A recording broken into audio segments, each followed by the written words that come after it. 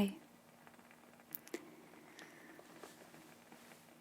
Today I want to talk about my book. I've wanted to write a book for over a decade, at least, I think. And although I've always known that, it took me a long time to actually get around to doing it. But I started writing the book maybe, I say writing, but what I really mean is formulating the book. Getting the ideas and the downloads for it about 5 years ago, maybe a little bit less. Beginning stages of writing this book was premised by my own, what would be called a dark night of the soul. And it's actually a time in my life where it was just felt very bleak. I felt like I didn't have a purpose or a plan and was making mistakes actually in life. But anyway, I somehow put all of that aside at the time and went inward, tried to relax, tried to breathe, and I visited a place in my imagination, and this place in my imagination was unlike anywhere I'd ever been before. But I had had similar visions, but this night, this dark night, and there's been many throughout. There is many throughout our lives. If you're familiar with the dark night of the soul, that is the time where the soul really, where you as a person really feel like you're just losing control of all things, or maybe something is crashing down. Your whole life is crashing down around you. Some kind of complete change and destruction almost that seems to occur, and really it's the destruction of your old self transforming. So that's what I've come to understand. And so with this vision there came many more visions, and these visions are more than just seeing something and experiencing something through the imagination. They were incredible. Now I see these visions, incredible traversing of time and space, in that for me they helped me so much in a way that I think helped my consciousness to grow and help me level up, is what I want to say. I think in coming to terms with our own stories, whatever they may be, real or imagined, we understand a deeper part of ourselves, and with that, a deeper part of life as well. So this is a story, the Chronicles of Synchronicity, that is from the perspective of a woman reflecting over her life. There are moments where the voice is being spoken in either past, present, or future.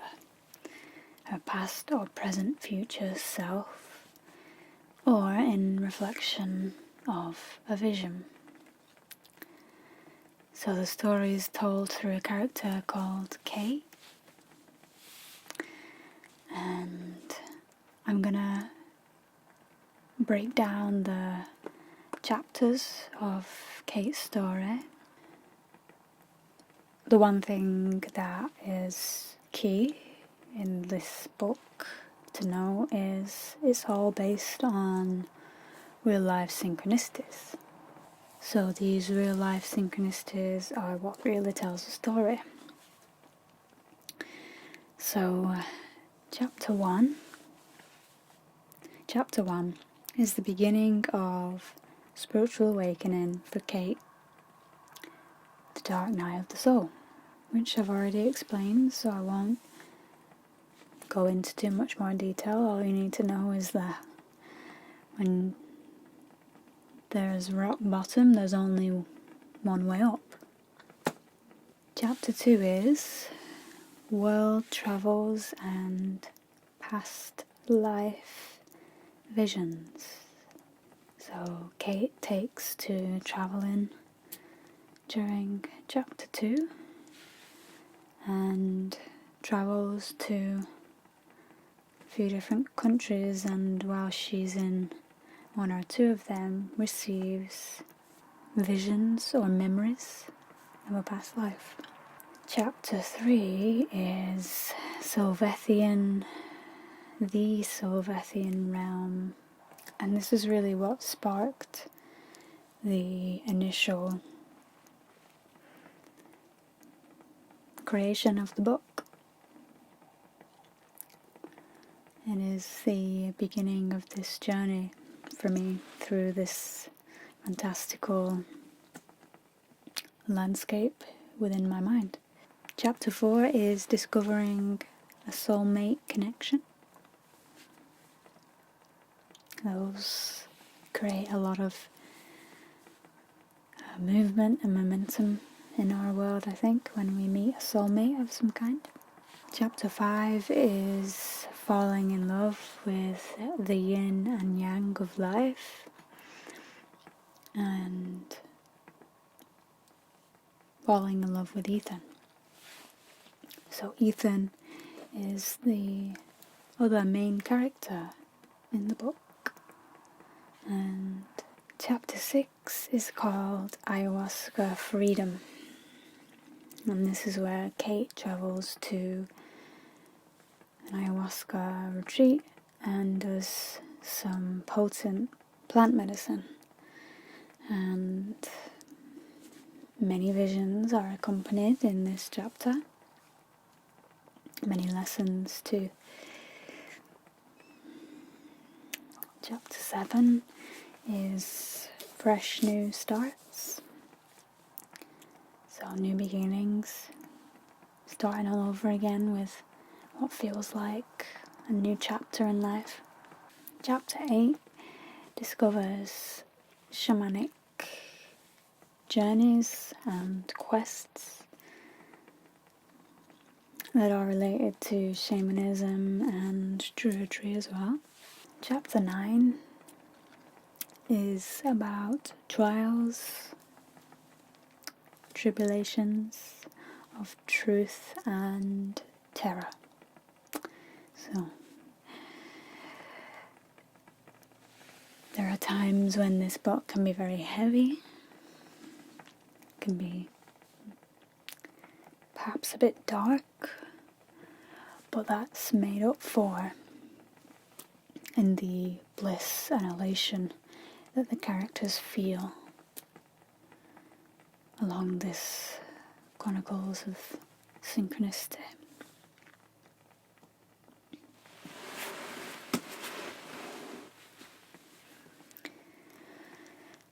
Chapter 10 is all about energy work and practices. This is just giving you a brief outline of each chapter. Some things are included in other chapters, so again, this is just an overview type of thing. Chapter 11 is all about a rite of passage, which is really a phenomenal case of synchronicity, this one. And it's very much guided by a spirit animal, Kate is guided by a spirit animal through a rite of passage, and this rite of passage is just seemingly an everyday scenario, but when looked at through the microscope, it's very fantastical in its ordinarity. Chapter 12 is about dream work, about dream walking, so to speak, understanding deeper meanings of dreams in our life and the metaphors that come along with it. Chapter 13 is a Sundance with native peoples. This was on Kate's birthday. Again, it's filled with a magnificent synchronistic experience. Chapter 14 is Secret Garden and Space of Love. So, all about Mother Nature, co-creation with the elements and understanding a deeper love. Chapter 15 is Marriage Rites. Chapter 16 is the journey to future self. Some pretty potent, visionary adventures going on there. Chapter 17 is Elemental Portals and Wisdom. And chapter 18 is the light story of humanity. The themes of this book are plentiful, but the main ones are an arrival at acceptance for life and for all things sacred and mysterious.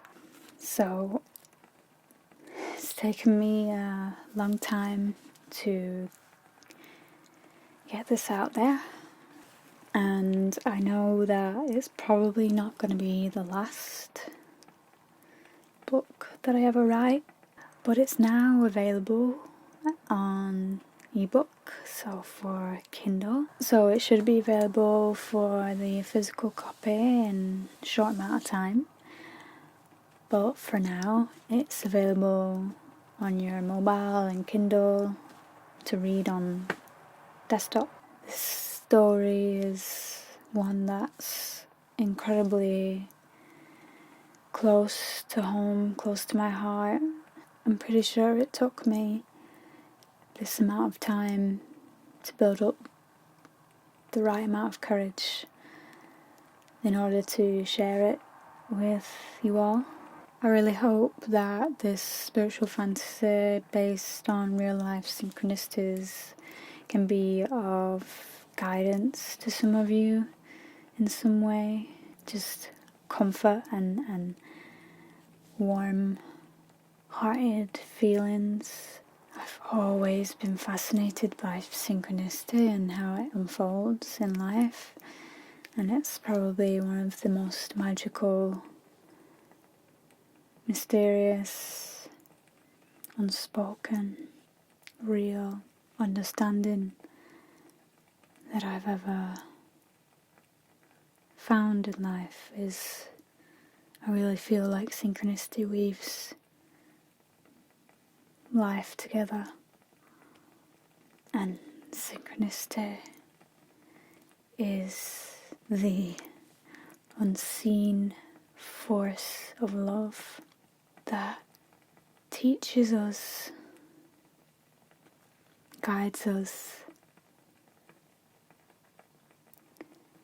and uncovers a divine help that's there for all of us. Synchronicity has guided me to where I am today. Without it, I would not have been half as grateful or aware or had the courage to carry on throughout those dark nights of the soul and some of those what seems like bleaker moments in life. To me, this book is a recognition that whatever story we choose to tell is the one that matters the most. And it's not easy to tell the story that we want to tell sometimes.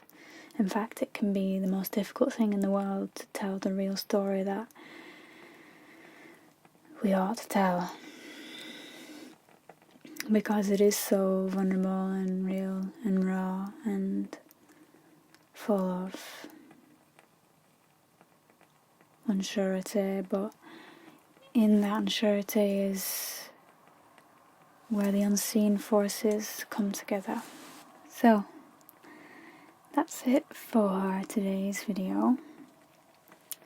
I hope that in discussing the idea of synchronicity and imaginal healing and visions, that it awakens something in you that remembers how potent and powerful this kind of work can be.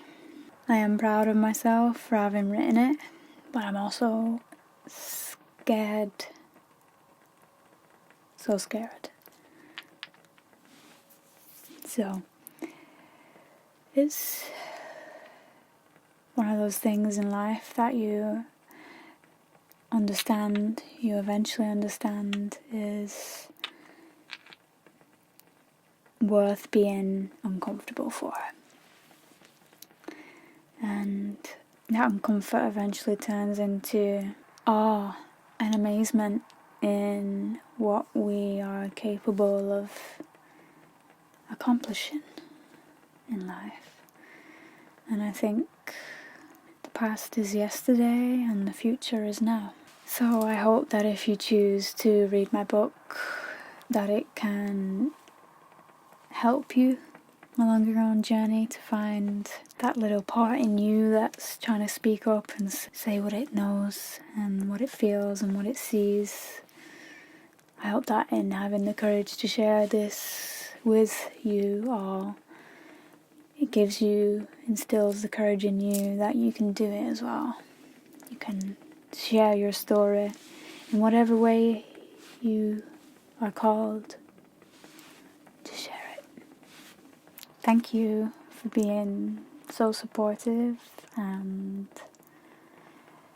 just really kind. I wouldn't be able to do it if I wouldn't be able to do any of what I do now, including this channel, if it wasn't for just genuinely humble and compassionate viewers like you who participate in this community. You'll be able to find the links in the description down below. Thank you so much for listening, tuning in, and thank you from the bottom of my heart if you do decide you want to buy the book. See you in the next video.